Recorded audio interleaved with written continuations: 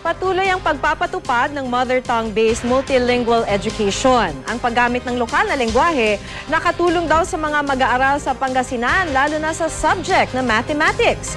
Makibalita tayo kay Roland Umangay ng GMA Dagupan.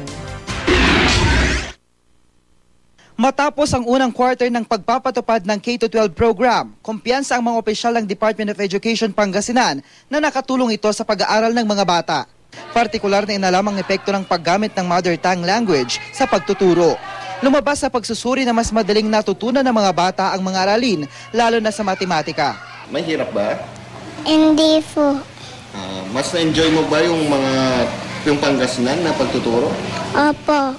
Dito sa Pangasinan, karamihan sa mga ginagamit na salita sa matematika may katumbas na salita sa lokal na lengguwahe. Pag sa grade 1 naman ay basic lang. Yung mga for fundamental operations, kagaya ng halimbawa, pag ang mother tongue dito sa Lingayen ay Pangasinan, pag mag-a-add sila, 1 plus 1 equals 2, magiging sakay, arumay sakay, say magiging dwara, kwanto. Yung ibang activity sheets, naka-translate na siya sa Pangasinan.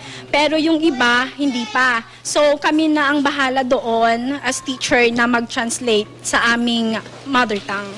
Gumagamit din ng mother tongue language sa pagtuturo ng araling panlipunan, MAPE at Values Education. Sinimulang ipatupad ang mother tongue-based multilingual education noong Hunyo sa mga grade 1 pupil. Kabilang sa mga lengguwaheng ginagamit ang Tagalog, Kapampangan, Pangasinense, Iloco, Bicol, Cebuano, Hiligaynon, Waray, Tausug, Magindanawan, Maranao at Chabacano. Roland Umangay, Nagbabalita, Pilipinas.